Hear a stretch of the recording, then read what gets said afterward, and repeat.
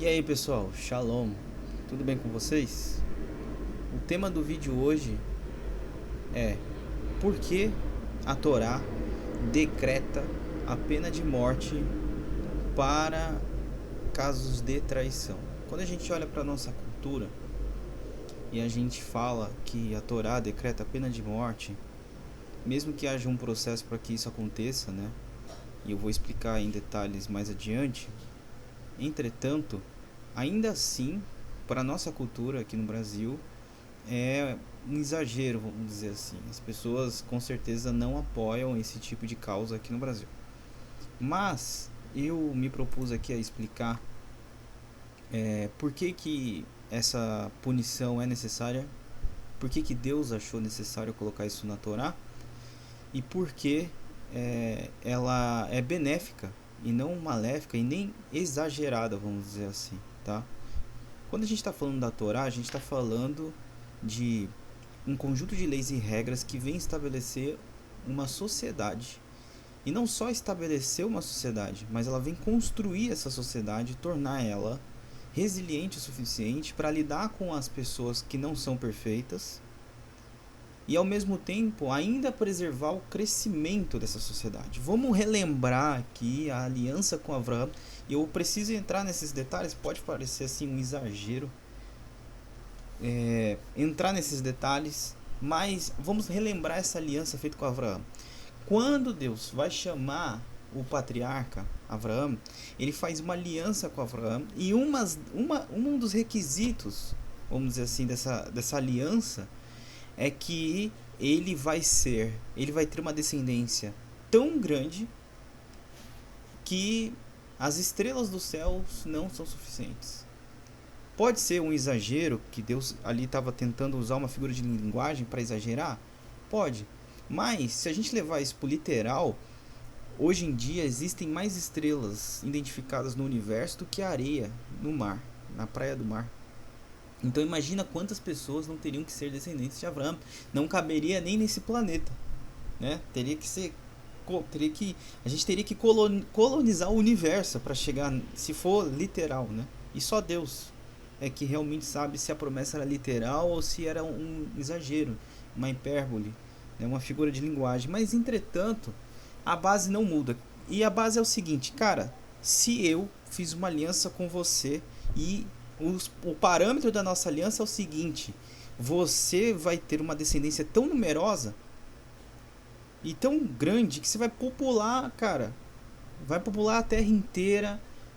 Você vai ter muitos descendentes. E naquela época, né, isso aí era uma virtude ter tantos descendentes, né? Quando a gente vê, por exemplo, né, uma das nossas matriarcas casando com Isaac, que é o filho de Abraão, a promessa que é jogada pelos tios dela sobre ela é: olha, que você tenha tantos descendentes que os teus descendentes eles se amontoem nas portas dos seus inimigos, etc. Então, para aquele povo antigo, ter muitos descendentes era um sinônimo de que Deus, ele te aprovou, ele quer que você permaneça, que a tua linhagem, a tua família, ela se estabeleça na terra.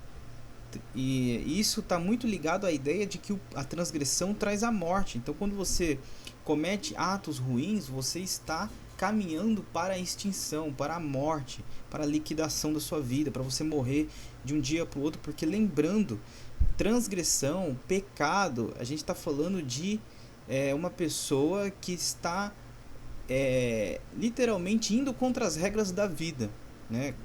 Você chega para uma pessoa e você aconselha essa pessoa que, olha, você deve estudar, você deve trabalhar, etc. A pessoa faz o contrário, ela rouba e assalta e em um determinado momento ela toma um tiro de um policial e deixa de existir, né? Ela morre.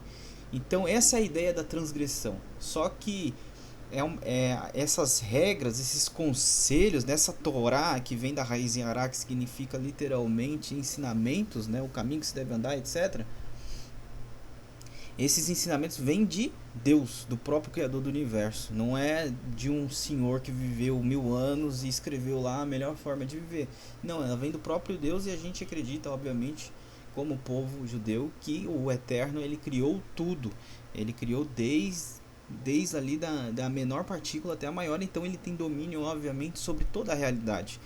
E a Torá foi dada para nossa realidade, se aplica aqui. Então, eu abri todas essas caixinhas e agora eu vou fechar todas e voltar aqui para Abraão para dizer que se eu tenho essa promessa e se eu estabeleci um contrato com você que você vai ter muitos descendentes, obviamente eu vou ter que te dar leis. E essas leis, essas regras são os parâmetros da nossa aliança. Por quê? Porque se um descendente de Abraão que tem uma promessa com Deus de fecundidade, de se multiplicar e etc, e ele vai lá e usa métodos contraceptivos da época, esse cara, ele tá indo contra a promessa, ele tá fazendo, ele tá quebrando o contrato. Poxa, eu combinei com você que você vai ter muitos filhos, aí teus filhos, na hora que eles têm relação, eles jogam a semente fora. A semente em hebraico, né, pro sêmen, em hebraico se fala zerah, semente. Ele vai lá e joga fora, como aconteceu, né, com o filho de Eudá. Então isso é uma quebra de um contrato, porque eu fiz um contrato com você e assim, o resultado do nosso contrato é que você tenha muitos descendentes. Mas aí um dos teus descendentes, pô, ele tá usando de meios e artifícios para quebrar o nosso contrato. Isso está muito ligado até o símbolo da aliança é a circuncisão, a Brit Milá.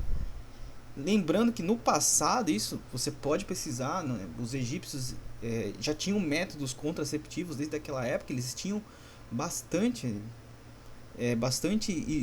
formas de não se ter um filho, e na antiguidade sempre teve, né? E uma dessas formas que você pode pesquisar que eles usavam era passar certas coisas como suco de cebola no órgão do homem, no prepúcio, e assim evitar a gravidez. Até o prepúcio, né? Ele pode ajudar para evitar a gravidez. Se já era difícil ter filhos, e se você evita, então isso é um grande sinal de que a circuncisão está apontando, porque você corta o prepúcio, ou seja, você dificulta ali o caminho para um método X contraceptivo do passado. Isso está colaborando tudo de encontro com a promessa, Abraão. Então, quando a gente fala de um conjunto de leis, de regras desse contrato que vai ajudar Abraão a se multiplicar, a gente está falando sempre tudo pró-vida. Por isso que os rabinos, né, e todos os nossos sábios apontam que a Torá é a vida, a Torá é pró-vida. Por isso que a Torá tem as leis e todas as leis apontam para a vida. Todas as leis da Torá servem para preservar a vida. Eu falei do Shemitah, por exemplo, tem muita gente que nem sabia que o Shemitah ele tem essa capacidade de preservar até a beleza do povo. Isso é incrível, né? Da saúde mental do povo. O Shabat, que é o descanso, para você não se matar trabalhando, é um descanso obrigatório, é vida. O próprio Nidá, que é a guarda, para quem não sabe, né? A tua mulher entrou num ciclo menstrual, você já não tem relações mais com ela. Depois que ela termina o ciclo menstrual, ou seja, ela para de menstruar, você ainda conta 7 dias. Depois desses 7 dias, você pode ter uma relação sexual com ela, desde que ela tenha passado pelo mikve, que é um banho ritual, vamos dizer assim. E se você for ver na ciência, esse é o dia mais fértil da mulher. Olha só que interessante. Então tudo é pró-vida na Torá. Por isso que a Torá proíbe o relacionamento homoafetivo, ela proíbe traição, porque tudo aquilo que vai afligir esta vida, que vai impossibilitar esta vida de acontecer, que não vai permitir que a sociedade se construa, é proibido. É por isso que Israel, não é uma coincidência, tem a taxa de natalidade lá em cima. Por isso que o povo judeu ele é famoso por um judeu tem 8 filhos, 6 filhos. Isso, e o árabe também, né? Tem 10 filhos. Por que será, hein? Não é coincidência, gente. Imagina o seguinte, alguém fez um programa para você igual a que você faria, né? É um site. O desenvolvedor que fez o site Sefaria fez uma lista de regras e entregou na tua mão e falou assim, olha, segue isso daí que você vai se dar muito bem. E aí vem um outro simpático que nem sabe desenvolver nada e fala pra você: ah, mas isso aí é bobeira. Quem você vai acreditar? No cara que desenvolveu ou no cara que vem e olha por fora e quer te ensinar a mexer no site?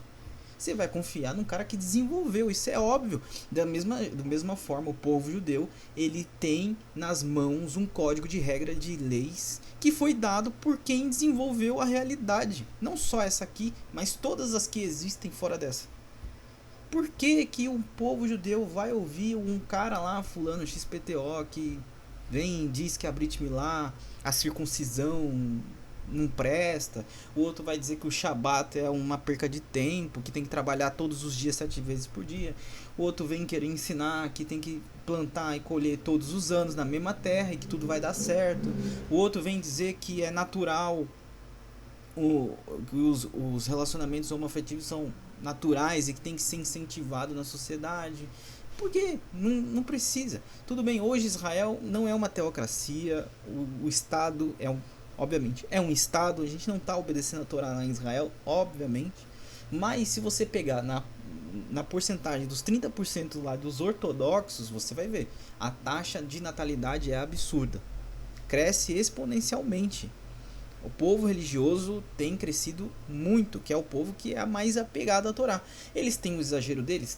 Tem os erros deles? Tem diversos erros, tem coisas que eu não concordo, tem muita tradição que às vezes não faz sentido, que um sábio lá, XPTO, falou e hoje em dia não faz mais sentido, e ele segue. Mas assim, pessoal, por mais que o povo Haredri tenha um problema, se a gente comparar com muitos outros, é, é até sacanagem. Você tá entendendo? É assim.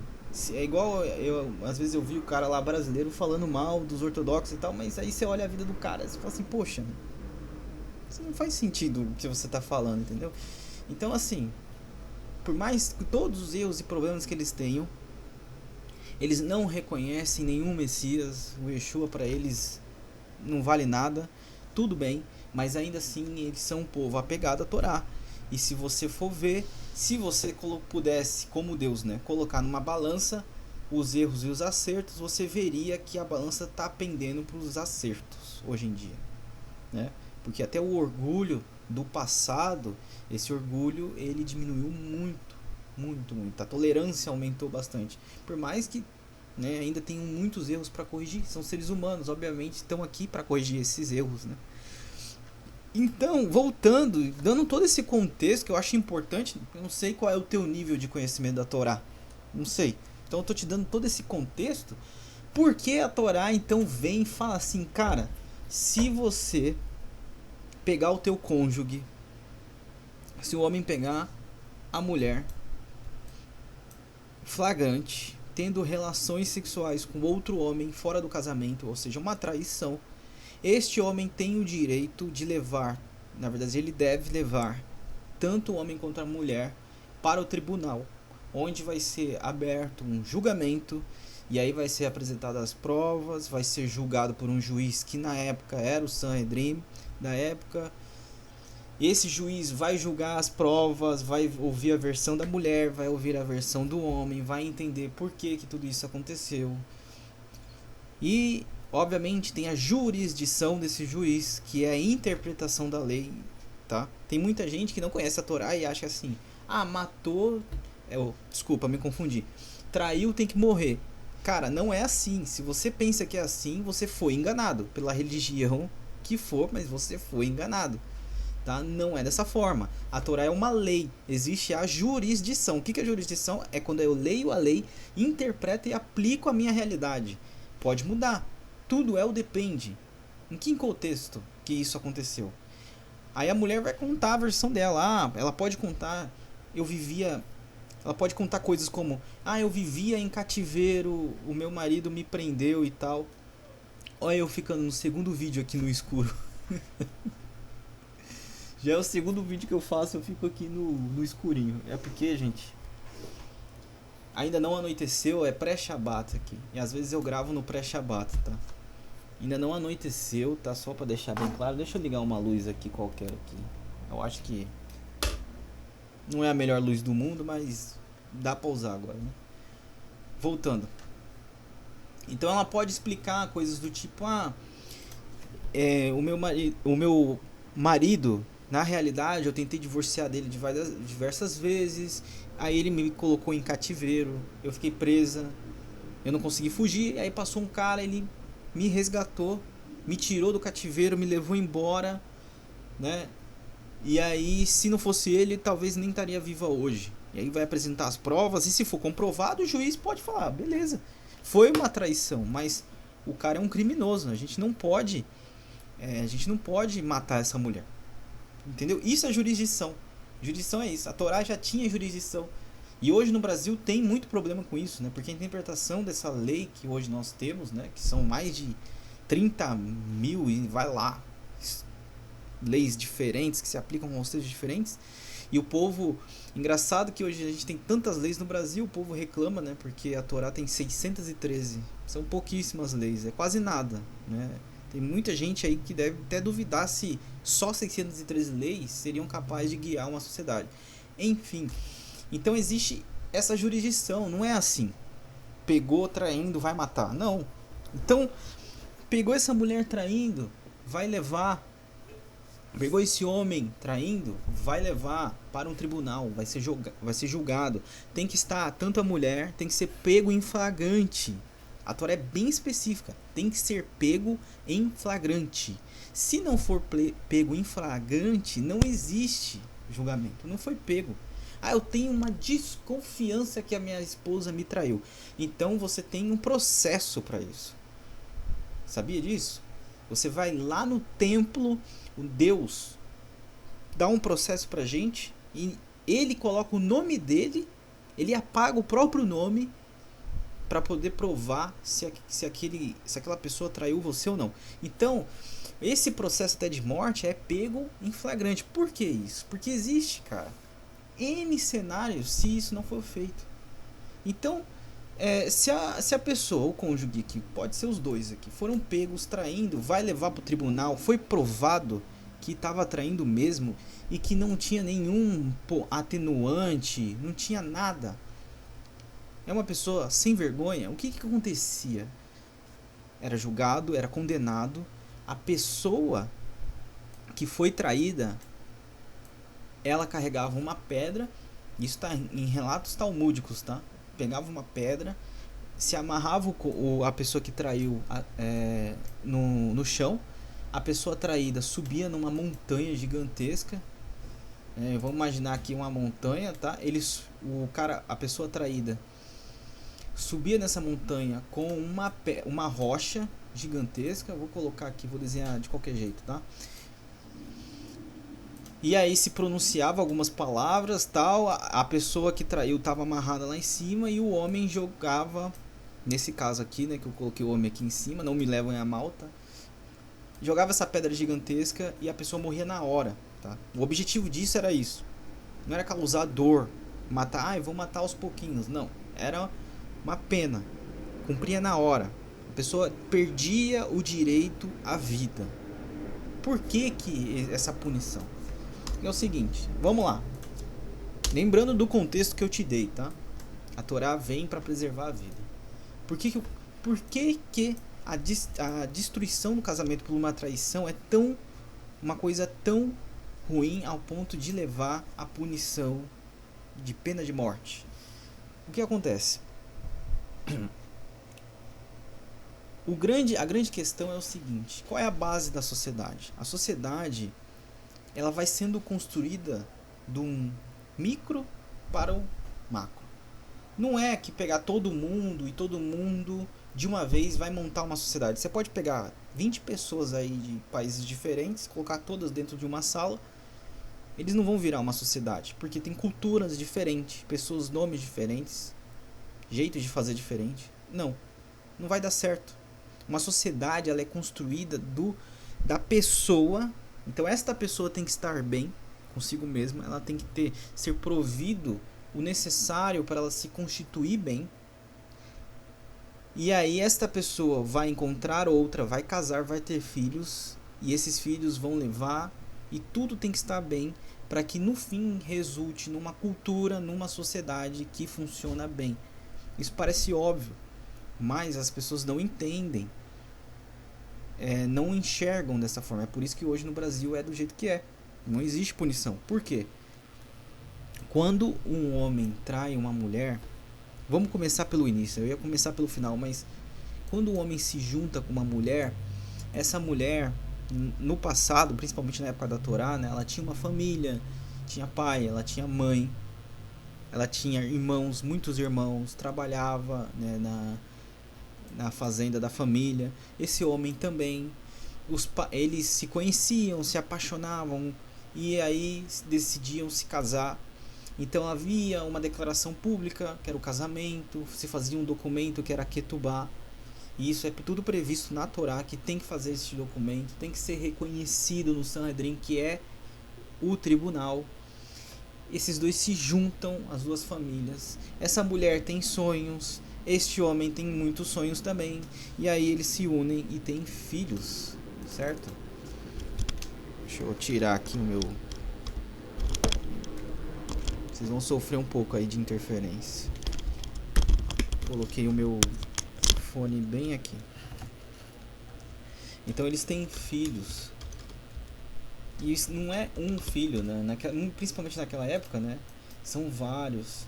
Então lembra que eu falei do macro pro micro. Todos esses caras aqui, eles precisam do homem, da mulher, do pai, da mãe. Você vai na psicologia hoje em dia e vê qual é o resultado de não ter um pai em casa por uma criança, para a formação do caráter de uma criança. Vai ver o resultado de não ter a mãe presente, para você ver. Ou vai pesquisar sobre crianças que têm mães narcisistas, pais narcisistas, psicopatas, para você ver o resultado. Ou seja, a Torá leva em consideração, obviamente, o psicológico da pessoa, dos filhos, é importante. O que acontece? Quando existe uma traição aqui nesse meio, existe um impacto em vários cantos da sociedade. Pode ser qualquer um. Quando o homem trai ou a mulher trai, e eu não vou punir nenhum dos dois, vamos dizer que esse cara aqui vai lá, trai, faz um monte de coisa, mas na minha sociedade eu decidi que não existe punição nenhuma para isso, né? Como é o caso do Brasil. Então eles brigam, a mulher não aceita, né? Porque ela foi criada bem, ela foi criada por um pai e por uma mãe presente, ela sabe o próprio valor. Então o pai dela desde criança ensinou, olha, você é uma princesa, você é isso, você é aquilo. Ela sabe o próprio valor, ela não vai se sujeitar a isso. Ela sabe que ela tem muito valor. Ela não vai se sujeitar a viver com um homem que trai, que bate. Não, ela se divorcia. Quando há esse divórcio, aqui os filhos vão sofrer impacto, a vida da mulher vai sofrer impacto, a sociedade vai sofrer impacto. Porque agora a mulher, na visão da Torá, essa mulher virou uma minoria na sociedade. Porque agora ela é uma mulher sozinha com 3 filhos. E ela vai precisar trabalhar. E o pior, às vezes vai ter que fazer jornada dupla, né? Vai ter que trabalhar fora, conquistar o salário e trabalhar dentro de casa, dependendo da idade desses filhos. Esses filhos vão sofrer com a ausência do pai, a referência masculina. E o impacto psicológico em saber que o seu pai traiu a sua mãe também é grande. Então a sociedade vai ter que gastar mais dinheiro, vai ter que dar mais atenção. E se você não pune, qual é o senso que tem aqui? Impunidade. Certo? Impunidade. O senso de impunidade. Não existe punição, então existe o senso de impunidade. Ou seja, as pessoas que são boas não vão sofrer impacto com impunidade, mas as pessoas que são mais ou menos boas, as pessoas que têm um caráter ruim mesmo, essas aí vão colocar na cabeça, eu posso trair, problema, ninguém vai me encher o saco. Então não existe medo de trair, eu simplesmente vou lá e traio e acabou. Ou seja, senso de impunidade, incentivo basicamente. Quando você não pune uma atitude ruim, você indiretamente está incentivando que isso aconteça mais e mais e mais vezes. E isso destrói a sociedade com o tempo, porque essas crianças, uma delas pode ver assim, cara, olha só, a minha mãe, vamos dizer esse filho aqui, a minha mãe saiu da casa dos pais, casou com esse cara aqui, que é o meu pai, né? Casou com ele. Ela não trabalhava. Lembrando, naquela época o trabalho era braçal. As mulheres faziam mais negócio. Mas assim, não era para sustentar a casa. Quem sustentava sempre foi o homem. O homem é a força da casa. Tá? Naquela época, principalmente. Porque os trabalhos e os serviços que davam mais dinheiro eram serviços braçais que precisavam de força. E a mulher não vai fazer isso. Né? Então isso ficava a responsabilidade do homem. Então esse cara, esse filho vai olhar, poxa, aí, né, minha mãe não trabalhava, dependia 100% do meu pai, morava na casa do meu pai, agora divorciou, ele traiu ela, ela tá com depressão, tá sofrendo. Por que eu vou casar? É isso que ele vai se perguntar. E aí você pega, por exemplo, a sociedade de hoje e sabe que nós estamos vivendo o resultado justamente deste pensamento. Por que hoje nós temos tantos homens e mulheres egoístas que não querem casar? Por causa desses exemplos. Esse aqui é só um cenário, tá? Existem N cenários, mas aqui é o N cenário, que é o N cenário da traição.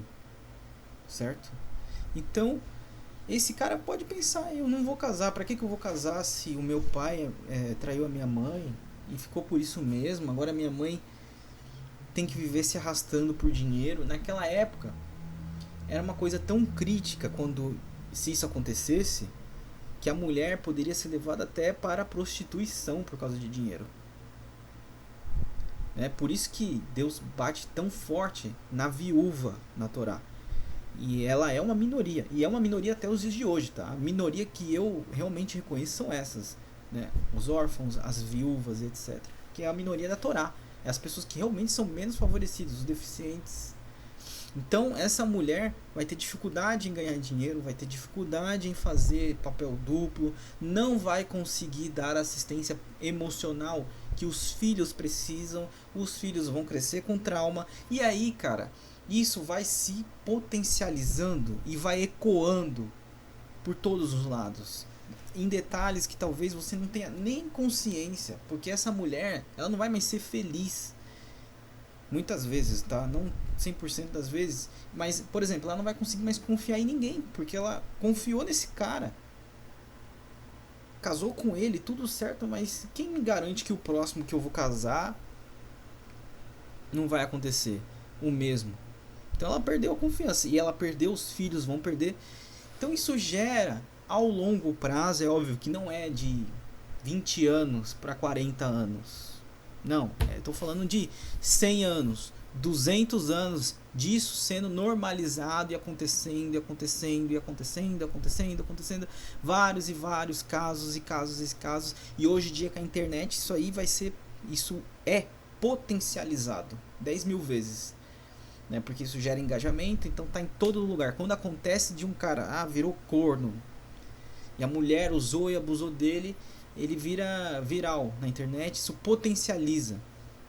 Nessa época não acontecia isso, mas agora o efeito é maior ainda. Gente que nunca nem conheceu esse homem, essa mulher, fica com raiva. Então, e essas pessoas também desanimam de casar. É só você entrar no conteúdo de Red Pill, feminismo, você vai encontrar por aí na internet. Então isso vai potencializando e vai crescendo, vai crescendo. Daqui a pouco, cara, não tem mais criança no mundo, não tem mais casamentos, o casamento não é levado a sério, ninguém mais quer casar, é melhor ter uma relação sexual ali e aqui, pronto, satisfazer, sei lá, sair com prostituta. É o que os caras fazem hoje, mas tudo isso é consequência disso aqui também, né? Não digo que só esse cenário, mas isso aqui é uma grande contribuição para que essa realidade aconteça, a realidade que nós vivemos hoje. Por isso o casamento é a base da sociedade. Um bom casamento é a base de qualquer sociedade. Aí você vai falar, ô Lucas, pô, você tá exagerando, mano, não é verdade não. É só você pegar os dados de natalidade do Brasil.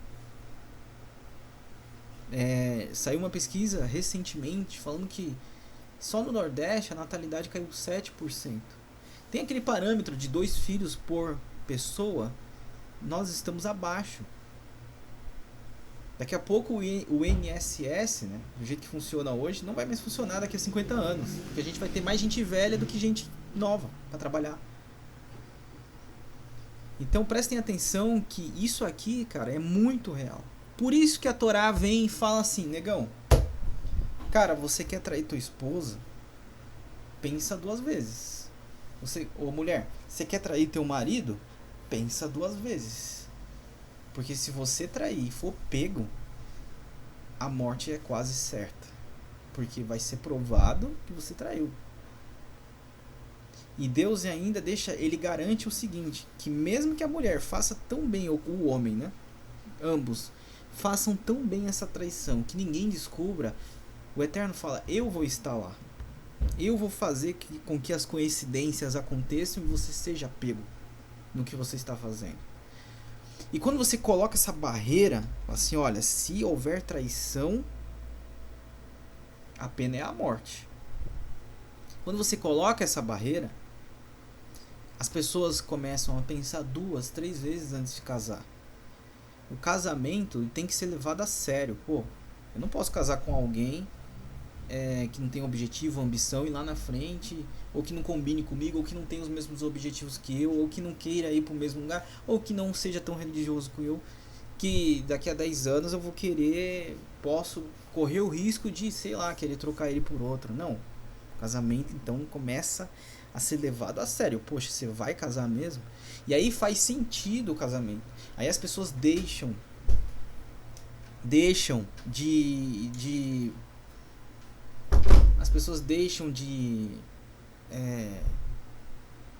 se relacionar à toa, deixam de ter relacionamentos fúteis, deixa de fazer sexo casual, essas coisas, porque o casamento ele vai trazer essa segurança e ele é um investimento seguro a longo prazo, que se um dos envolvidos nesse investimento, nesse contrato, transgredir nesse nível, essa pessoa vai ter uma pena muito alta, não vai valer a pena.